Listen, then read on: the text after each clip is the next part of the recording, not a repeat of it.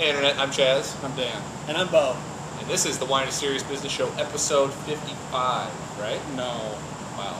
I think it's 57, but we're going to keep going with this because I'm not that sure and there's no way to find out. Except by counting. We'll figure out once we have gotten home. All right, so what are we filming tonight? Tonight we're going to do 3 new release Pinot Noirs. Some of these we've done before from a previous vintage, but Beau's in town visiting, so we decided to try out some locals that they've been drinking all day. We want to try out some new release local stuff. See what we think. Good price range. All of these are around $20 or less. So some interesting stuff to try. I think we're all curious about it. So we're aiming for the good QPR kind of thing. Right? Totally. This is where our theme is tonight. And typically with these wines, this is what hits the market first, right? Yep. Their blends, their cheaper blends hit the market, then the heavier wines, the bigger wines tend to hit later on. So yeah, not a lot typically no oak aging, but yeah, let's get into it. Is there a no, just okay. Broadley Vineyards. 2009. I would say grip and sip at this point in time. Yes. 2009 Broadley Vineyards Pinot Noir from the Willamette Valley.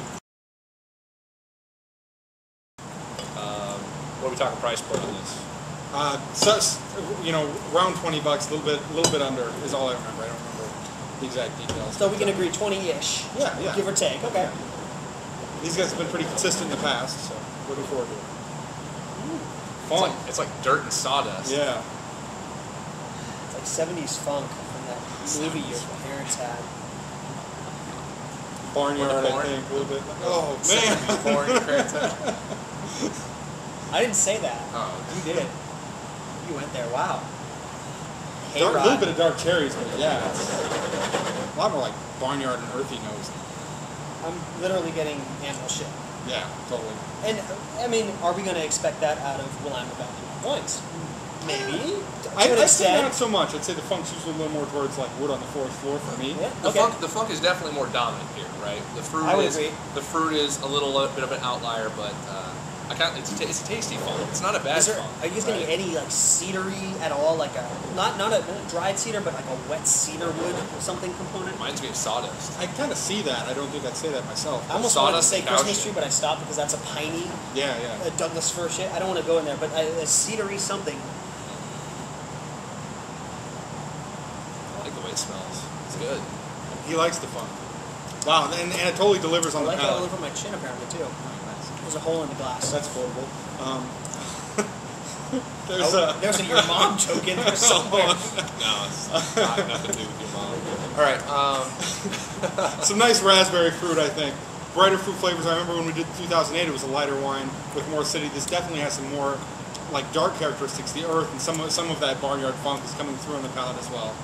Not necessarily dominant, but it's a major character. And pretty juicy too. Mm-hmm. The fruit is rather like juicy. lip smacking kind of pucker factor almost. Good acidity, but like not very much for tannins. Not very much in the way of tannins. Right? Definitely on the lighter side. Yeah. Actually, the fruits, I'm really enjoying the fruit as I have another sip. The fruit's pretty nice. Yeah, good acidity and a little like burst of ripeness. It's not like a rich, heavy feeling. It's just like full, juicy. Yeah. It doesn't like rip your palate open. It just it's there. It manifests as a ripeness. Yeah. But the acidity, I think, kind of pulls it back a little bit and kind of prevents it from getting too opulent. Which is cool. This is kind of what I would. But ready to drink. Oh. This is good stuff. Yeah, totally. I enjoy it. Ready to go, that's solid. That's a solid wine. Killing it. Especially if you like that funk. Yeah. What are we seeing on alcohol? This is going to be 13.9%. New World enough style. Yeah. I think that's kind of right, middle of the road. Alcohol is there. Yeah. But a little not higher than what I would prefer in Pinot, but okay. I'm a more traditional. Is it getting you on the palate? It's a little bit. I'm getting a back palate heat. Sure. I'm a traditionalist. I want to see 12.5, 13%. But that being said, still, the fruit, the acidity covers up that really nicely. It integrates well. I just get that little flash right on the back. That's what kind of triggered it in my memory. Sure. There's that little flash there. So, well done. Yeah, for me, I'm going to go 86 points because the funk's a little more than I like. If you're into that component, you'd appreciate it more. The fruit's still there. The fruit's still pretty enjoyable, but it detracts for me a little bit. So 86 points. 88 points. I like it butt funky, like super funky. How funky was that? Mega funky.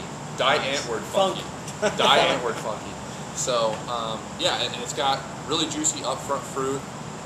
It has enough acidity to sort of hold it all together, kind of how Beau was talking about, but at the same time, it's definitely a drink now style. But I enjoy it. I I enjoy it for what it is. I think 88 points. 86 plus. Okay. Well done wine.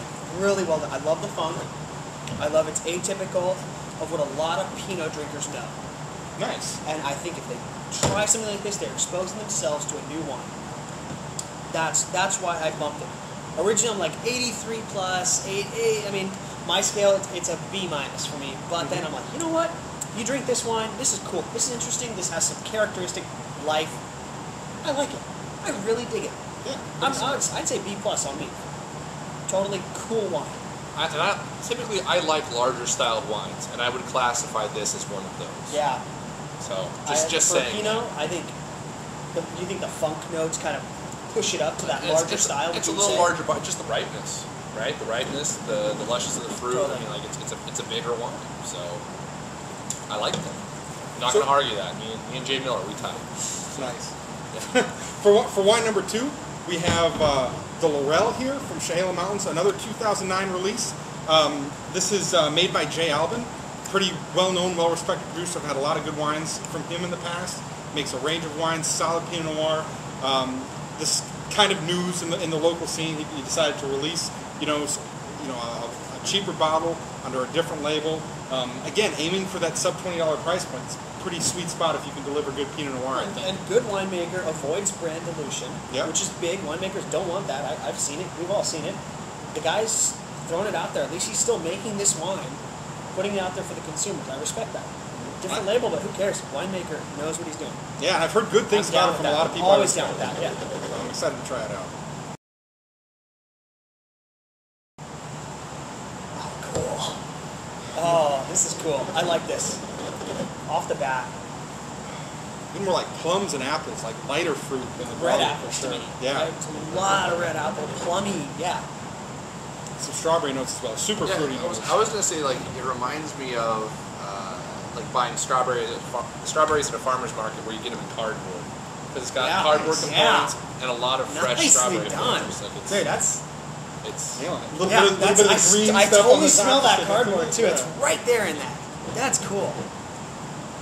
I just love this nose. It does smell really nice. It's really wonderful, and it's not like you get that cardboard funk. Some people might be turned off by the cardboard funk. Oh no, I don't want to smell this. And it's not well, corked. Don't. No. There's no fault. Well, it's a screw top, so technically it can't be corked. There we go. That being said, this is an addition, I think, to the flavor components of the wine. A positive addition, a dimensional flavor that benefits the wine. And there, I think, as wine drinkers, we have to draw that line somewhere and say, look, sometimes crappy wine is corked. Okay, it happens, but sometimes there's a component added by this cardboard, a little subtle note, just like Chaz said, nail on the head. And we should appreciate that and dig it. Yeah. That's my rant for the day. This rocks, by the way. I'm really feeling it. Let it sit on the palate and the finish, like after you swallow it, it's actually... There's an evolution of texture without big tannins throwing in. The tannins evolve and they're soft. I'm getting 8+ seconds on the finish, which is long for me. That's really cool. What's the price point on this? Again, like sub 20. I want to say I've seen it for 15. This guy's bringing it. Yeah, 12. You've seen it for 12. Yeah. So we've seen this for $12. Yeah. And this is bringing the pain for $12. More tannins than the Broadley. But they're soft. They're very soft. I would say like a fine-grained tannin, like an elegant kind of tannin. The softness, just a classier. It doesn't grab you, but it's there. It manifests, and you're like, all right, there's some tannin, but it's not huge. It touches down with the apples, I think, and the strawberries from the nose deliver. I'm still totally getting force. Chaz hit the nail on the head with the strawberries. I love that. 12.5. They deliver early. They carry through on the 12.5 alcohol. Hallelujah. Just what you were talking about. Thank you, Mr. Albin, for doing this. The strawberries get a little richer. The tannins rise up. The structure is very well balanced and light. So there's a little bit of evolution of flavor, a little bit of evolution of structure. I don't know if you can see this. Coloration is beautiful on this wine. It's garnet. It's not cloudy. It's clear. One thing I did notice, I mean, it's just a really beautiful coloration too. And I think we overlook that sometimes. When we're looking at a wine and we're trying to use all our senses. Look at the color. Pinot should look like Pinot. It should not look adulterated like some people Look like do syrup. in California. And I won't name names, but y'all know who the hell you are. Don't add Syrah to your Pinot, please, for the love of God. Let it manifest as Pinot Noir. This is Pinot. This is Pinot. Yeah. And it looks gorgeous to me. It's a beautiful transition to color in the glass. I appreciate this wine for what it is. It's fantastic Really stuff. good. Phenomenal. I'm gonna go 89 plus on it. Really good. Flavors are enjoyable. It's well put together. Killing it at 12, 15, even at $20 even. This is a great buy. Check it out. Well, not my style. This is undeniably good wine. This is. Why isn't it your style? I like Not bigger enough- wine. You like a little more alcohol in I your like- wine. I like a more efficient He drink. wants the funk. I like a more efficient drink. Sure. But I like your honesty. there's no doubt that this is a very well crafted, delicious wine that I every time I think if you rewind the tape back a little bit, every time I take a sip of this, I'm like, that's good wine. It's really good. The finish on it is fantastic. It's balanced. It's got the fruit. It's a fantastic bottle of wine for $12. 89 points. QPR Heavy QPR. at $12. And a purchase. Like if you see it in the store, buy it. Off-camera guest says, seen no, it no. for $12. Damn. I'm throwing down to 90 points, 90 plus on Nice. this because of the QPR at $12. $15 wine, 90. If this is $20, I will still buy it. I will drink it. I will be stoked. I will buy another bottle. I love it. Yeah. I love what it's doing. I love how it manifests across the palate.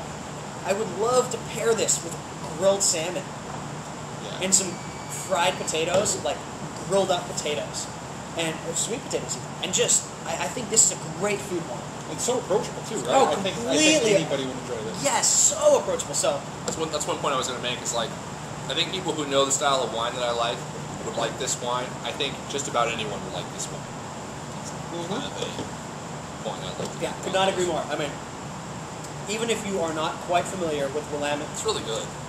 It's really good. you taste the quality. I think you taste how well it's made. A great introduction. for Jeez, sure. this is Yeah. really good shit.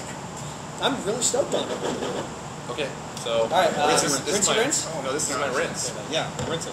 No, I already rinsed. Oh, all right. You're important. Grip and sip over here. Is No, just- you made me dump it on the table. You didn't rinse. You finished off. And then I drank it, and then you Okay. poured it in. All right. And then, or wait. Yeah. So how long have you guys been married? Did I? Just kidding. For all the viewers out there, they're actually not married. It's horrible. No, we're definitely not. We can't edit this one out either.